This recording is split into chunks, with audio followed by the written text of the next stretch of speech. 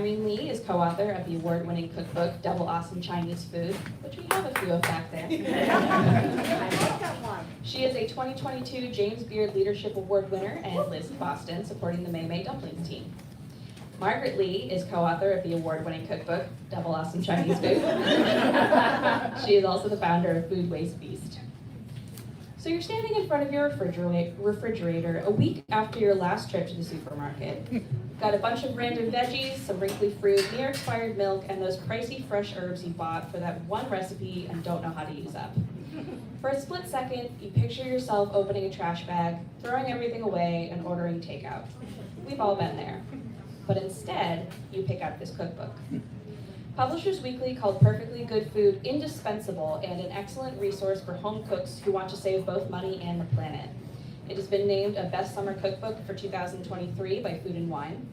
In a Vice review, Adam Rothbarth said, "Perfectly Good Food is an invigorating change from typical cookbooks because it's, fittingly, not really concerned with perfect, beautiful, farm-to-fridge food. Rather, it's about getting down and dirty with the stuff you already have." And without any further ado, here are the authors.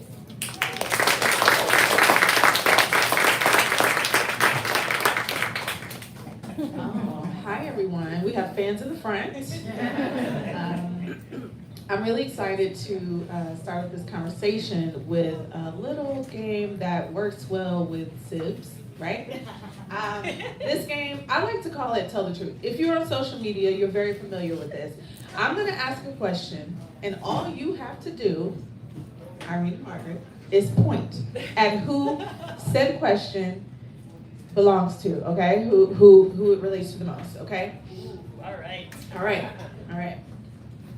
Before your food waste revelation, who wasted the most food? I love it. Okay. They're deciding together, or deciding. Okay. Who makes the best one-pot shot that saves the food? Oh, modesty, I love it. Okay. Who is more conscious of food cost?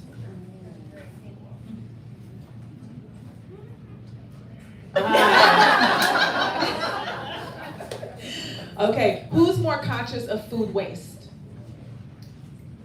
Yeah. So the person who initially committed the crime is now the person who's most conscious of the crime? That's right. I love it. If you don't learn, right? Okay, this is my favorite question. This is the last one. Who's more likely to serve rescued meals at a gathering?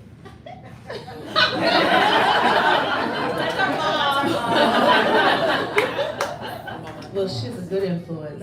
Good job, Mama Mimi. Love that. Well, I'm really excited to talk more about your book. Just when I read the forewords of this book, I never found more words that related to me so much. It never fails. I go to the farmer's market or the grocery store. I have these recipes in mind. I'm ambitious. I have time, I think.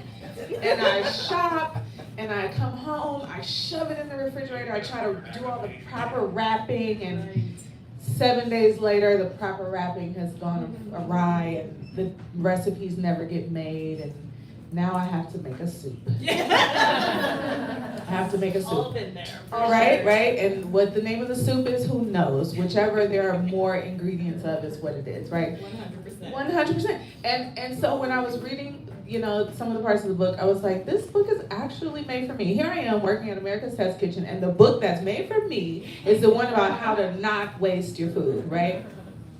So how did you get inspired to write this book? So, Irene and I and our older brother Andy started the Mei Mei food truck back in 2011, 12. Yeah. Thank goodness she's here.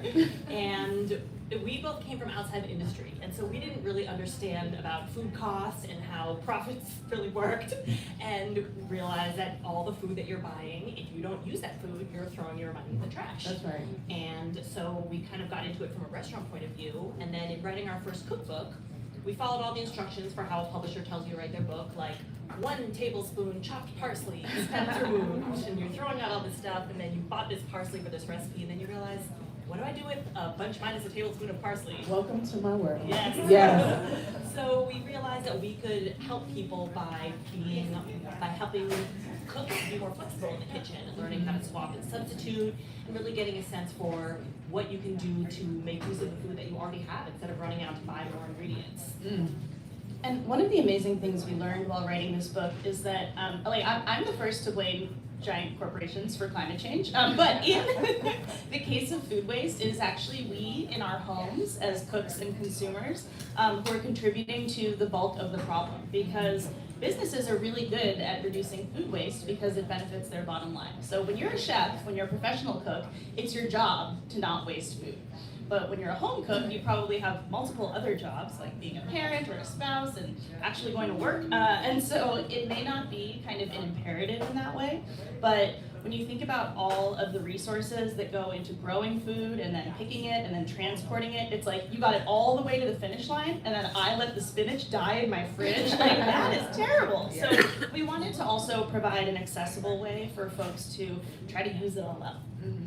I think that's very, very smart in a way also, because we are making everybody responsible, right, for the food chain without, everyone feeling like they have to take a personal stake. Like, all you really have to do is just use the food in your refrigerator and you're making a huge difference.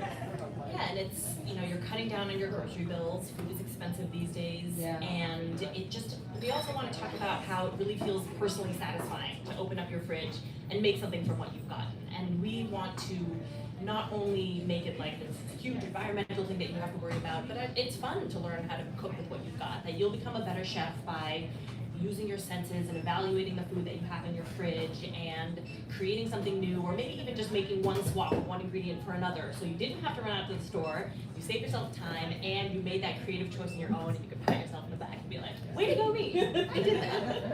One of the things I love about this book is that it's not just a book of ingredients, right? This book also talks about how to utilize your refrigerator, right? Like, using your shelves in a way that you kind of do that, what we call in the restaurant industry, like first in, first out. So whatever food came in first should go out to the customer first.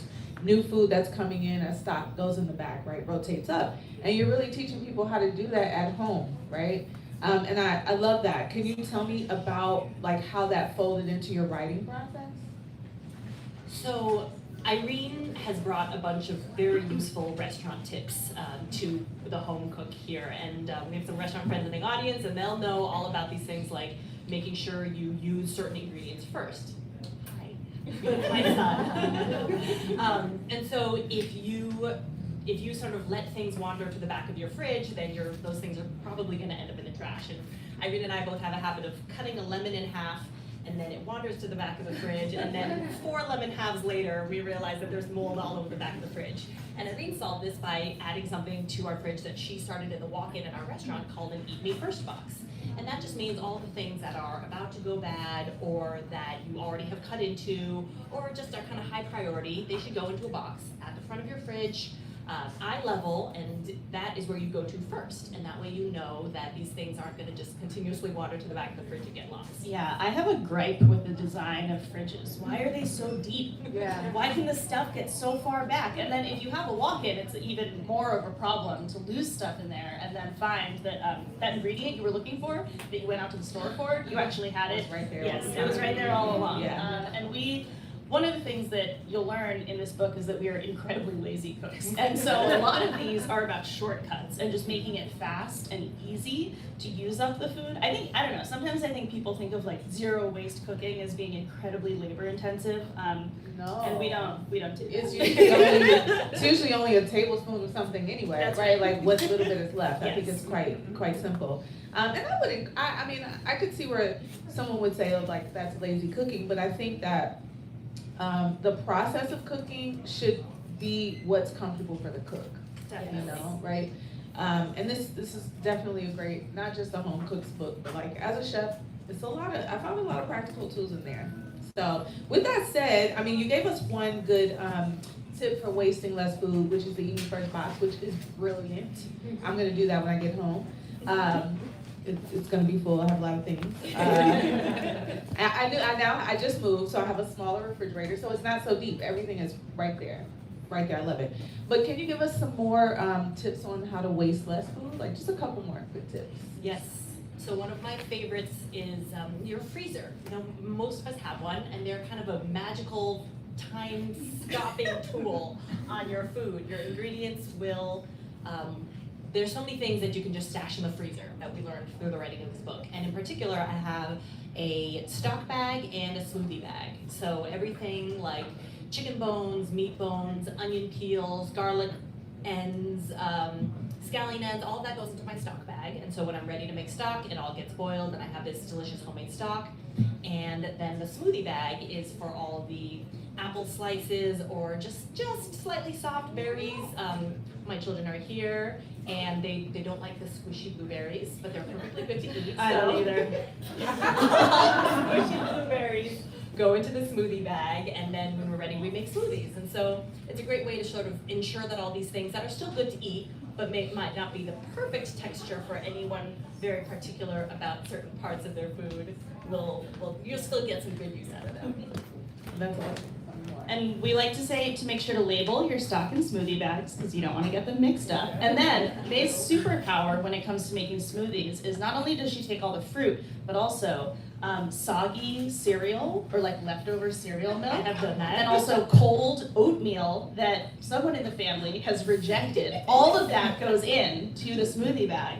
And then if they don't like it as a smoothie, I'm sorry, I'm embarrassing you. If they don't like it as a smoothie, she turns the smoothie into a popsicle. And some of us will eat anything if it's a popsicle. So I love that repurposing. Third time's a charm.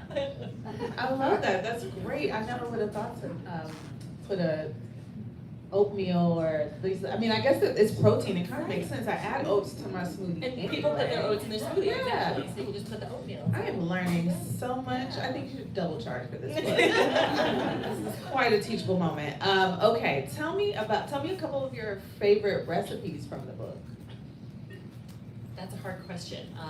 So my personal favorite at this moment in time, because I also have this problem of going to the farmer's market and buying everything that I can see, and then it all sits on the counter, and I need to figure out a way to get rid of it all, is gazpacho. And if you've not made homemade gazpacho, it is so delicious. You just toss in all the summer things that you picked up, like tomatoes, peppers, cucumbers, and the secret is a lot of olive oil. Probably more olive oil than you think should belong in something that you're drinking, but it makes it really, really good. And it's just all in a blender, and so the tomatoes that were maybe just like a tiny, like super juicy, are starting to split, there's gonna have so much flavor, and then you blend it all up, and you don't have to worry about the texture being a little off for something like a salad. That's a good one, especially for me. Yes. Farmer's market queen. Yes, and you don't have to put the typical stuff in your gazpacho. You can put watermelon or peaches, different fruits. It's basically a savory smoothie with olive oil. Yes. But anyway, Popsicles. that's right. That's popch. We'll work on that. Yeah. Which can also be made into popsicles if need be. Yes, exactly. Right. Love that. Yes, yes. Okay. Tell me about collaborating as two authors, restaurateurs, siblings, like I'm an only child, so I have no experience in this area, so what is it like to not only, to be merging your personal feelings about food, those that you have grown up under, those principles. How do you bring all of this to this book, your previous book, all of your projects? Well, I'll be the first to say that there are only two authors at this table, and I'm just an interloper, but I am an incredible fact checker and recipe tester and guinea pig. But this book, I think, May did the heavy lifting, and I put a lot of comments in our Google Doc. And in the meantime, my team and I are running our businesses here, but I think it all goes back to the way that we think about food. It's not necessarily the specific recipe, and all of the way we think about food goes back to the amazing food that we grew up eating. And want to give a shout out to the OG food waste warrior, our mom, because one of my favorite recipes, yes, clap. Clap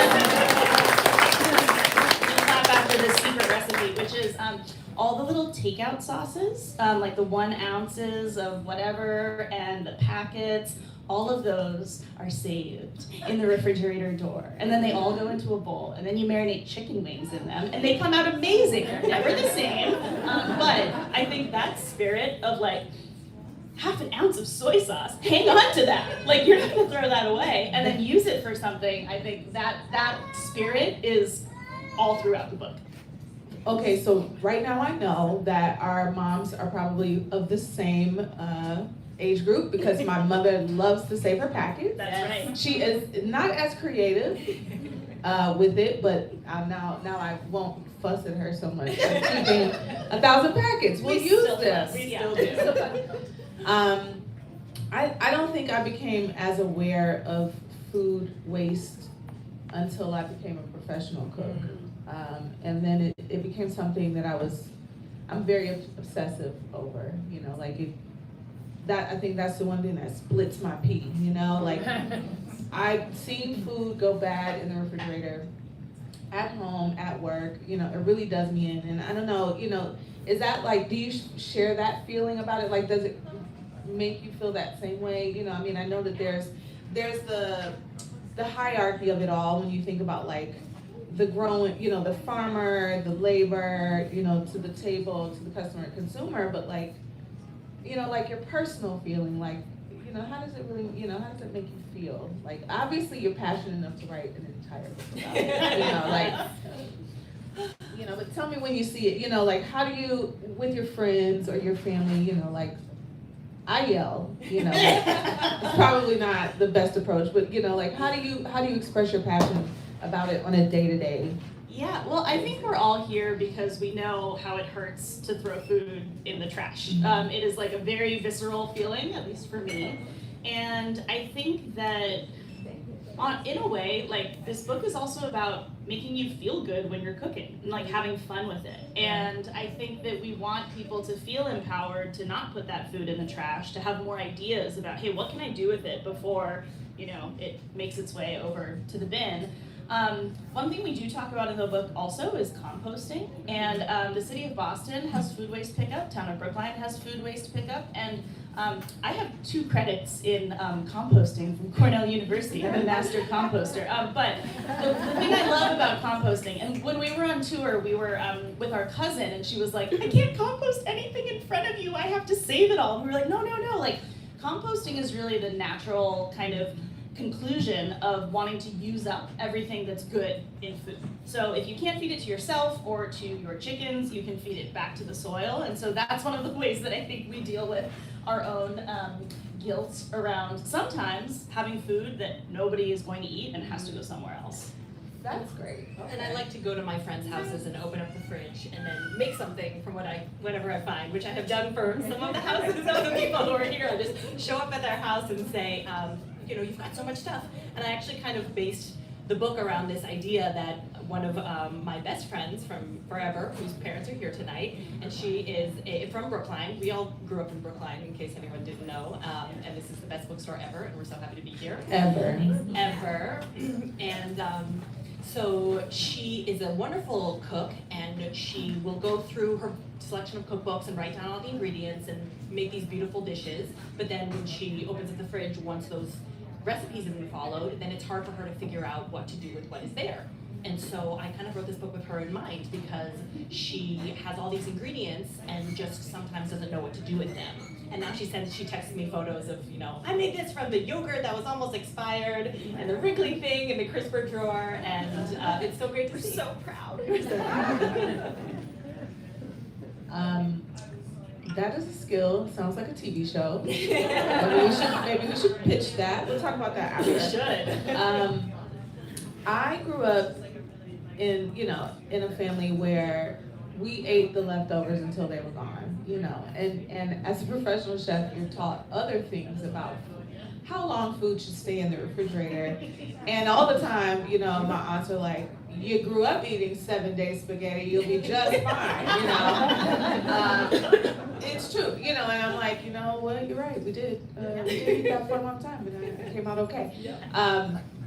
But I think, you know, just growing up in that way, I have adopted that same philosophy of just like, you know, getting as close as I can to something, a composed dish, until it's gone or until I just can't take it anymore.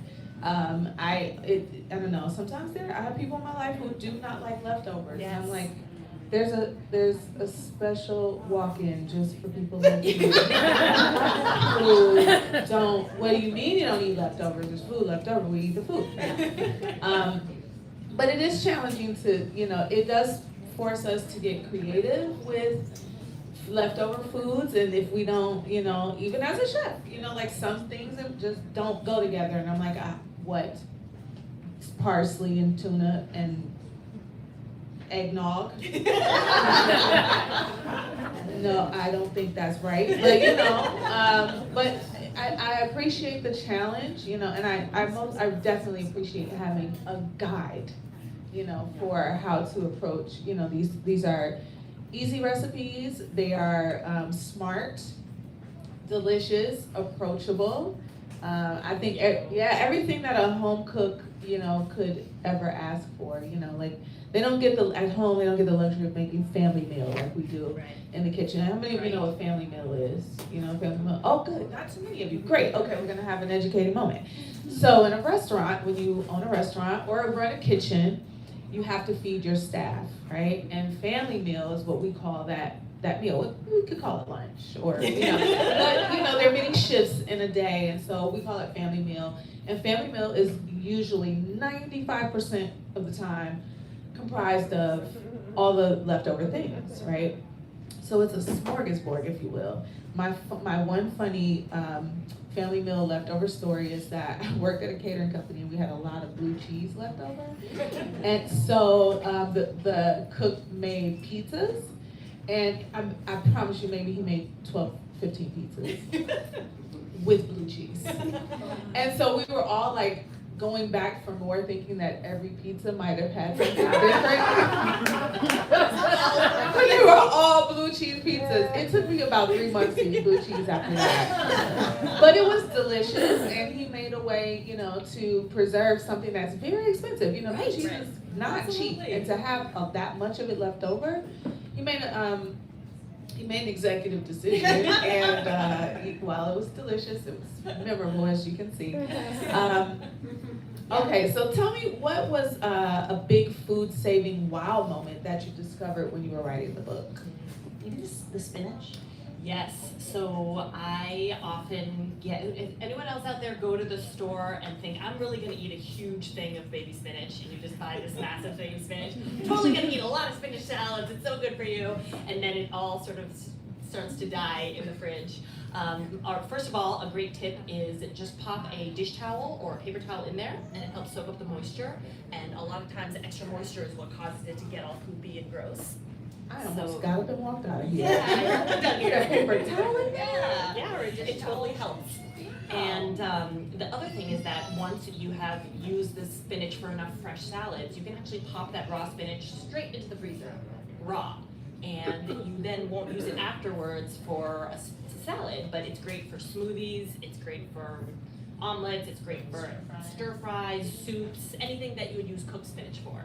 So there's so many things I didn't realize that you could freeze, like whole lemons. You just pop your whole lemons into the fridge. If you also go out and buy bulk bags of lemons and think you're gonna go through all of them, just toss the lemons straight in the freezer. You can zest them beforehand or when frozen, and then pop them in the microwave, and then you've got your juice. So all these things that you can just save.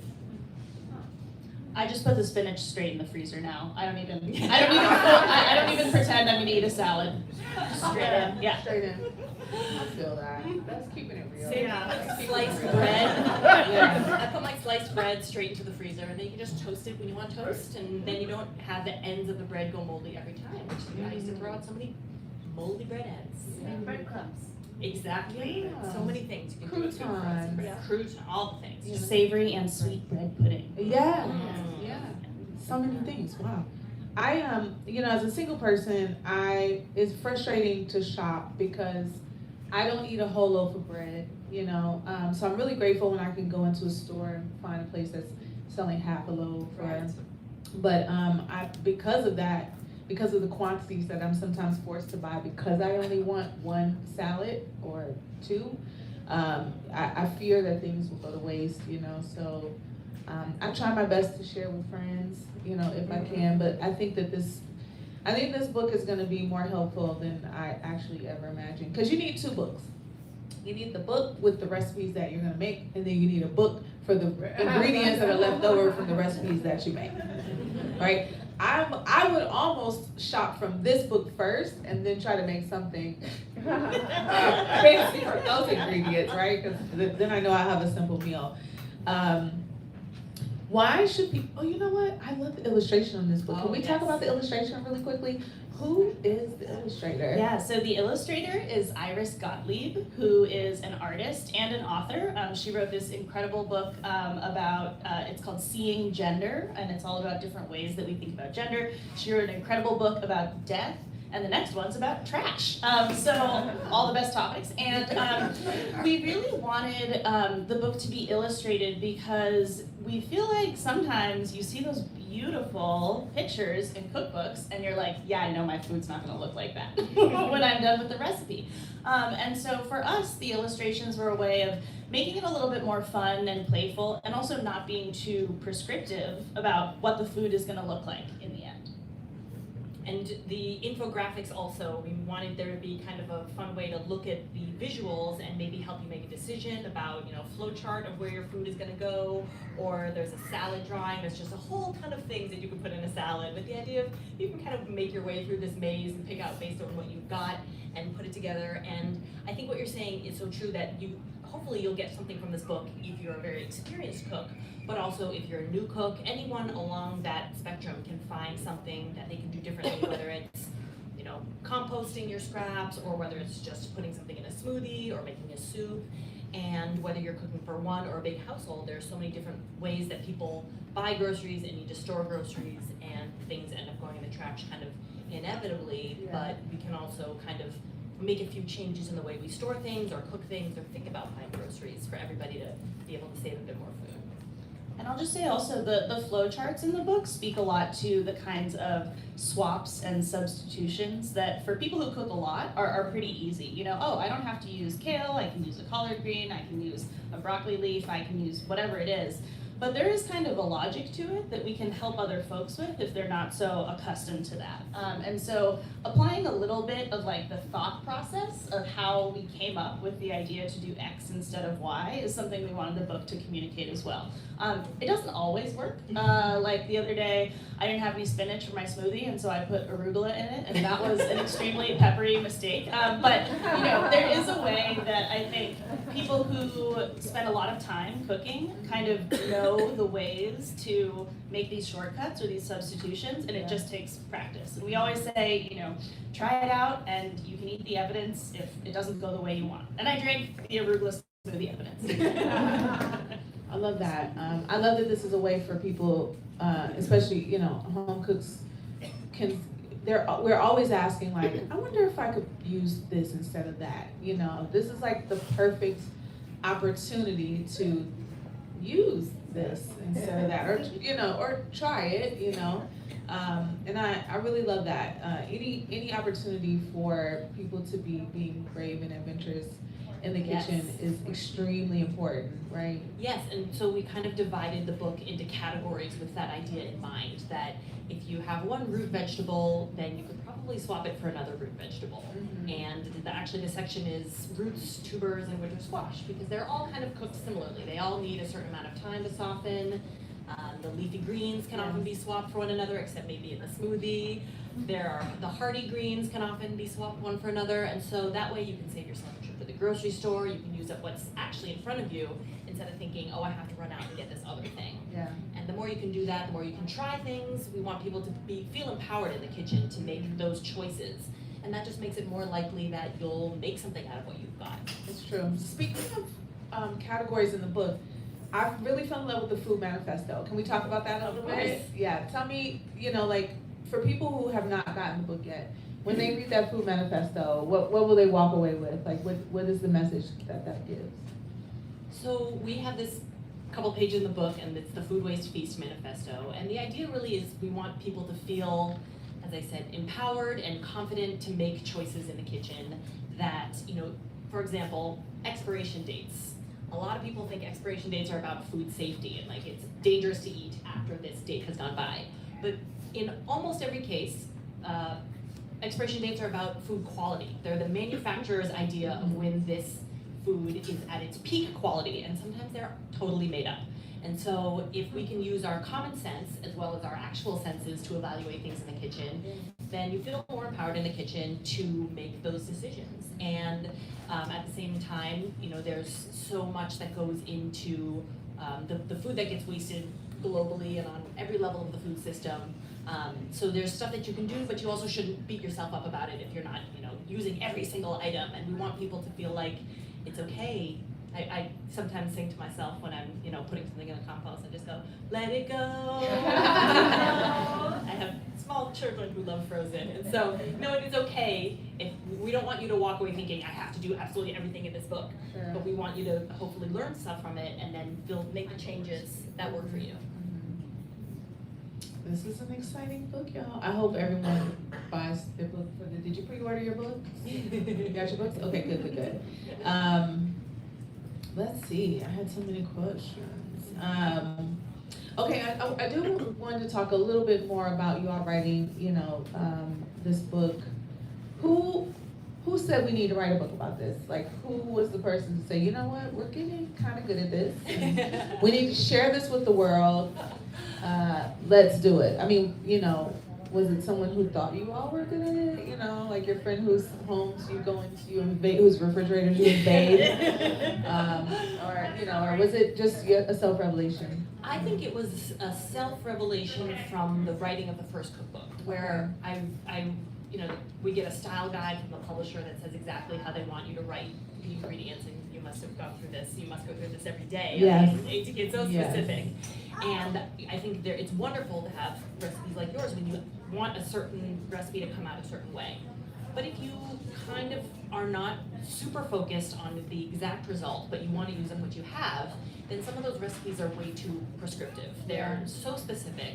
And what I often wanted to write, you know, you can use any vegetable you want here. And my publisher said, you can't write that. So I realized if I wanted to write something like that, I have to do it myself. And so I started this online resource. It's kind of a blog, it's kind of a website, Food Waste Feast, with the idea that you could type in the ingredient you have and hopefully find a recipe where you can use that up. Because there is, you know, it could be whatever, and actually from that, the idea in this book are these hero recipes, which I don't think we've talked about yet. And the idea of these hero recipes is they can kind of rescue whatever you've got in your fridge. They can swoop in like a superhero and save you and get dinner on the table. And, you know, that's a soup, or a noodle salad, or a galette, or a stew. That can kind of take any vegetable that you've got. You just have to think about, you know, the tubers will take longer to cook than the leafy greens. And so you put them in that order. And that idea led to, from Food Waste Feast to this book, because, you know, we figured out how do we get this idea to more people. Yeah.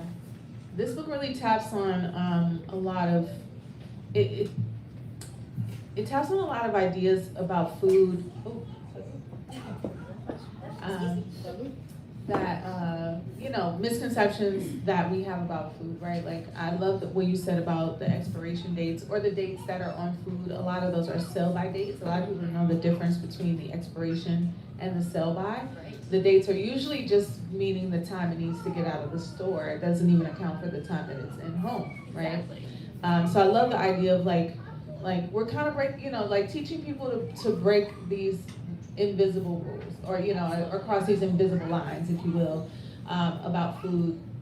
And that is, I feel like that's a game changer, you know, for home cooks and for a cookbook. Like a cookbook that's like, put whatever vegetable in there you want. You know, like that's the book I've been dreaming about. You know, I work in a very structured environment over at ACK, and you know, one thing I do appreciate about America's Test Kitchen is that we do make sure that we're using ingredients that can be sourced at your local grocery store. So you're not really left with something that's like completely off the wall or not easy to figure out what to do with for another time. Right. You know. And you guys do all the testing about, you know, how to keep things for longer, and there's so much great ingredients that you put the work in. We do, but we do also ask for a tablespoon of parsley. And it's like, what am I gonna do with this whole bunch of parsley now? Like that. it's fine when you're in the test kitchen and people are testing 7 other recipes with parsley, but when you're at home and you have a bunch, now you do have to figure out what to do with that, right? Yeah. Like that is the part, this is the part of food and cooking that is not always addressed. And not only do you bring it from like the educational perspective, but you also really kind of tap into like that, like the ethical, part of it, and that is really important. And also just like generational, right? Yes. Yeah. And that, I think that is super important. Are there any, direct references in the book about like how you grew up eating? I mean, you give the great chicken wing example, but like in the recipes, a lot of the recipes reflective of, the meals you ate growing up?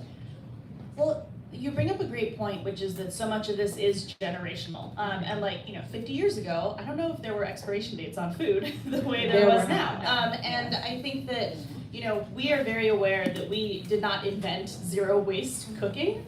In many parts of the world and parts of history, this is just cooking. And using up everything you have is an imperative, because otherwise there's not enough to go around. So, as I think a lot of people have noticed, this book has recipes and concepts from a lot of different ethnic traditions, and we wanted to kind of showcase all the different ways that people all over the world think about using things up. So, for example, we have a stir-fried cucumber dish, which I think in kind of the American palate, the idea of a warm cucumber is a little upsetting, but if you can kind of change people's expectations and maybe the preconceived notions we have about how food should be cooked, it kind of opens a whole new world. There's some cooked lettuce recipes in here that I was really scared to try, and they turned out to be pretty delicious, so that was exciting. And I would say that I think we have not necessarily drawn on our own family heritage or our ethnic heritage. We wanted to bring all these recipes that are for everybody. And I guess when people are cooking at home, again, we just want them to have a lot of tools in the toolkit. Yeah. You don't have to do everything we say in this book. We don't do everything we say in this book, but we want to just give people more ideas for their disposal. I love that. What a great book. What Thank a you. really, really great book. And it's, I don't know, I think it's just really refreshing to be approaching food in this way, I will not be able to waste another thing without feeling guilty. Thanks, I needed that. We all need that little, that little light under us to be more conscious of foods. I want to make sure that I'm doing okay with time in terms of this, you all signing books. Let's see, our host. 10 more minutes?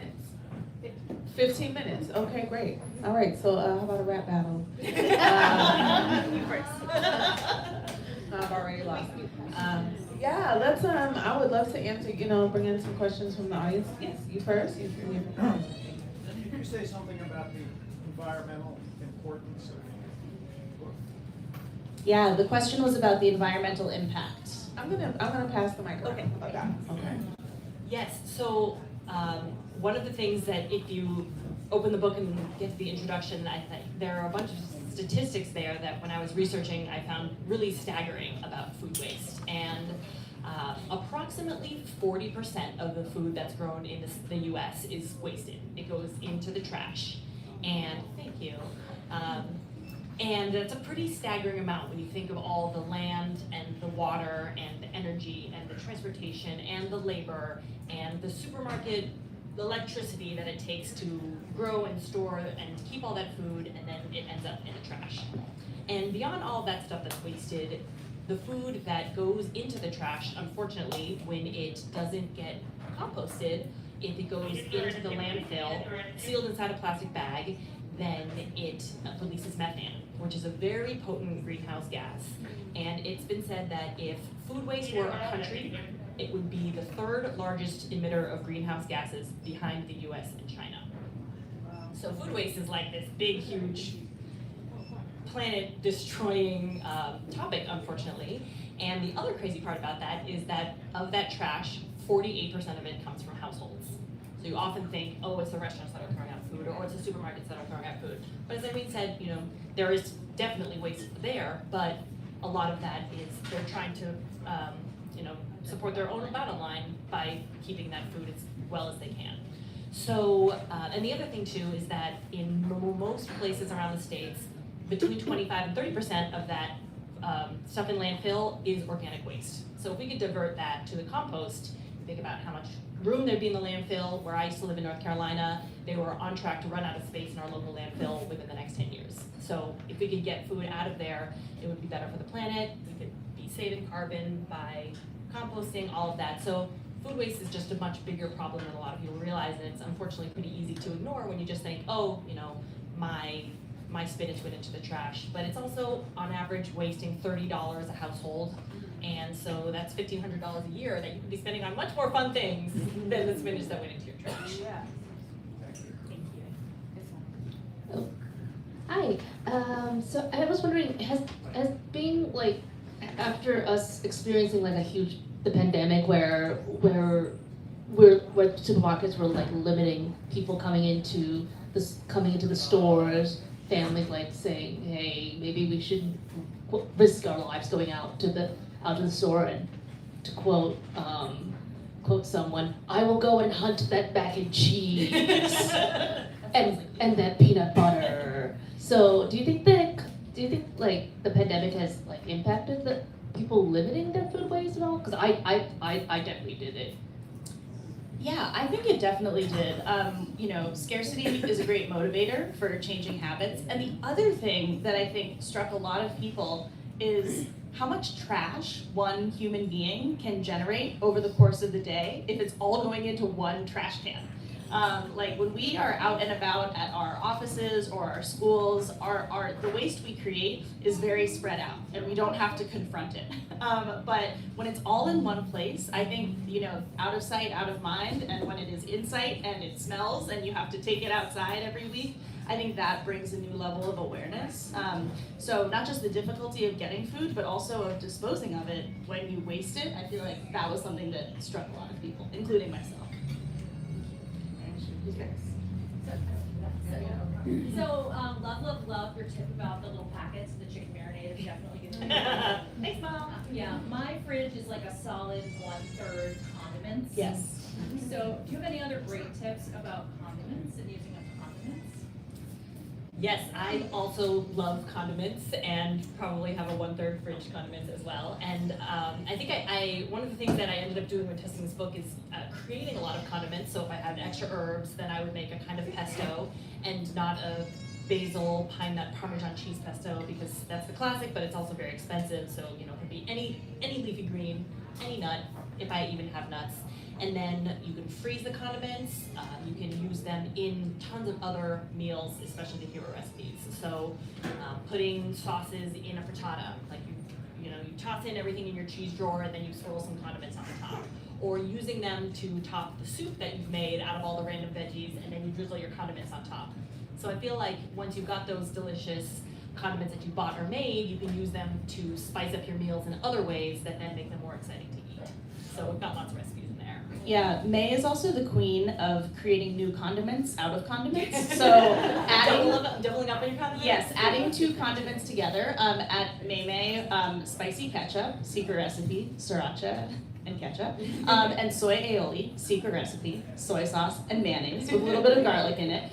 Those are incredibly compelling. Our guests have definitely rioted for those being out of stock. So I think there is also very low lift things you can do to kind of create something new that feels exciting and can help you use up like that last little bit in the jar that is not enough for like a sandwich, but can make something else new and exciting. And peanut sauce out of your peanut butter, salad dressing from your mustard or your jam or your pickle juice, lots of things to use up those little bits. Yeah, and we did bring 3 kind of zero waste themed sauces to go with the scallion pancakes and dumplings. So we did a chili crisp aioli, secret recipe, mayonnaise and chili crisp, homemade chili crisp. And there's a great recipe in the book for that. We did a garam masala bean dip.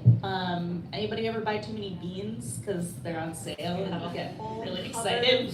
Beans. My husband will be glad those beans are gone. And then what was the third thing we made? Oh yeah, a peanut lime sauce. So a lot of those are just kind of adding up different things. And at our dumpling classes at May, we also have a sauce bar, so people can mix their own sauces. Like, do you like it really vinegary? Do you like it really sweet? And that's fun too. So just mixing that's cooking, right? Yeah, totally. Dip all the things in the mixed sauces. Yeah. You can't have too many dips. Yes, absolutely. That's why I have too many condiments. I don't need the mic. Okay. If you hadn't moved to South Boston, would the restaurant in Park Drive survive? Great question. So we moved May to South Boston this past year, and the reason we left Park Drive, there were really two reasons. One was because we decided to focus solely on dumplings, and the other was that our lease was up. So we hit the 10-year mark pretty recently in that space, and it just didn't serve what we wanted the business to be anymore. My incredible business partner, Alyssa, is right here. She runs the Factory and Cafe in South Boston. And so because of COVID, we started bringing dumplings to farmers markets, and we realized that, of all the inevitabilities, death, taxes, and dumplings are our favorite. And so that is really kind of what we're focusing on now. Yeah, thank you. Anyone else? No? Yes, ma'am. Do you dehydrate much, like spinach and kale and things like that maybe go bad? I personally love the idea of dehydrating, but I am too lazy to dehydrate. So my preferred method is to shove things in the freezer, and then I often forget about them. But in the book, we tell people, and I try to follow this whenever possible, labeling and dating is really great for putting things in the freezer. Permanent marker, a little painter's tape, you can stick it on all of your items in the freezer, and then you don't have to play the guessing game of, is this beef stock? Is this spiced cider? Who knows? It could be any of the above. So the freezer is a nice instant saver. Yeah. I do dehydrate herbs or other things that I have like a very small volume of. So my poor spouse will walk around in our house and be like, "What is this? Is it a dead houseplant or is it the parsley from last night?" And the answer is yes. Yes, it is all of those things. And yeah, those always get labeled because it can be pretty hard to tell them apart. Thank you. But for anyone who feels inclined to dehydrate, also a great way to save things. Yes, ma'am. One of our volunteers at the farm I work at, she's discovered the way to get her kids to eat kale and any of the greens is actually to dehydrate them and powder them. And then whenever she cooks potato wedges or roast vegetables that they love, she tosses the powdered kale and olive oil on them. So these kids are sucking down so many That is so beautifully deceiving. I love that. Kale dust That's on the everything. best dishonesty I've ever heard. It's gonna eat some That's kale great. dust. Yes, ma'am. Any advice on how to convince a family member who's afraid of compost? Where are they? Let me at them. Is the concern about like smell? Is it storage? Is it kind of everything? Yeah, so I think he grew up, his dad had a compost and manager gardens, there were bugs. Yeah, totally. smell. Yeah, so I think depending on where you live, there may be municipal food scrap pickup, which is a pretty awesome option for a lot of folks. There are also services that you can subscribe to and pay for who will come pick things up from you, and then you don't have to manage the other side of that process at all. That is kind of what I recommend, especially if folks are not into what that looks like. The other thing folks do often is you can get like those charcoal filters to help with smell, or you can store compost in the freezer if you happen to have freezer space, and then just put it out on the curb or in your bucket when you're ready to go. But I think that, I don't know if this person likes to garden, but a lot of these services also will return composted, super nutrient-rich soil to you. So that is kind of getting to enjoy the upside of it. But I'll have a word with him whenever he's ready.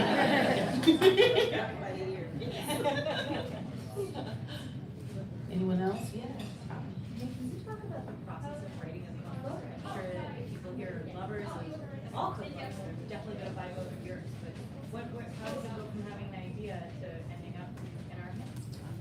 The question is, how do you go about writing a cookbook? Yes, so the first step is to write a proposal with your idea, which is basically a very long outline with your chapters, a whole bunch of recipes, which you maybe just made up because you don't know what they are yet, and it's okay if they change. You have to talk about who you're planning to market it to. You talk about why your platform, why you are talking about this idea, what's your experience there, and from there you could self-publish or you could find an agent, and hopefully you can find an agent who's passionate about the things that you are, and then they'll help you bring that idea to a publisher. And then you get a cookbook deal, and then you have a lot of pressure to produce that cookbook and take it from an outline to an actual book. And then 2 years later, your book comes out. If not like 3 or 4, so yeah, it's a very, very long process. That was a great question. Mhm. Cookbook making, selling, creating is quite it's even more of a process than almost the writing part, I feel like, right? There's so much more to it. So much more to it, because you do want to be aligning yourself with people who are, have similar mission, similar passion, you know? Yes. Not a question. Oh, I just wanted to let you know, probably do like 2 more questions. We have time 2 more for 2 questions. more questions. Yes. So my question is, how do you inspire people to focus on eliminating food waste or better managing the food that they have, especially people who are confronting lots of adversity? And, that could be organizations that are running, assisted living facilities or low-income housing. Pick the entity, pick the organization where there are multiple stressors. How do you get food waste to percolate up higher in people's consciousness? Thank you for that question. The question was, how do you inspire motivation around food waste when there are a lot of other adverse factors in the picture, when other things are really hard? I think one of the things that is really important is that not wasting food is really great for your bottom line, whether that is your business's bottom line, your household, or an institution or an organization that you run. We do some work with 11 Spoonfuls, which is a food rescue here in Boston, and they divert food from grocery stores and restaurants and hotels to different community serving organizations. And they also offer classes. So we taught a class for seniors who don't have kitchens. So, if you only have a hot plate, you can't throw everything in the freezer. And I think that in a lot of ways, what this book is part of is a bigger movement around mindfulness around food, and that might not necessarily just be about food waste. It may be about nutrition, it may be about different aspects of the ethics behind food. And so one of the things I'm really proud of is that there are a lot of entry points into a book like this. You don't have to be a tree hugger, you don't have to be somebody who's worried about frugality. You can be any of those things, but if you really want to be connected with your food and kind of have a different relationship with it, we think this book is for you. Is there anything you would add to that? Yeah. I don't know. It is hard though, and I think that a lot of the stuff out there espouses a kind of perfection that is just not. It's just not how life works. And especially if you are living in poverty, if you live on food stamps, if you have there's so many reasons that these things fall by the wayside for people. And again, that's why we wanted to create something that does feel easy, that feels achievable, and to kind of lower that barrier to entry. Yeah. Thank you. Yeah, that was a really great question. I was thinking about how we start thinking about food, right? Thinking of when I was in college, right? What could have been some better ways to eat out of my dorm, or and just teaching better food habits at a younger age, right? It wasn't something we all worried about at the same stage of life, right? So maybe having those conversations earlier is a good way to start. This book, that's kind of why I love the illustrations in this book, because I'm this book is great for all readable ages, yes. And I think it's super attractive for that. It's a wonderful book. I feel extremely grateful to have been in conversation with my friends, my colleagues, my food adjacents, and to talk about this wonderful book that is going to make a huge impact on the food industry and in our communities. You all are always being very, very impactful. There's not a day where y'all are not putting the foot down on something. And this is a very much a perfect silhouette of that. Thank you so very much for having me. Thank you. Conversation. My pleasure. I do it again.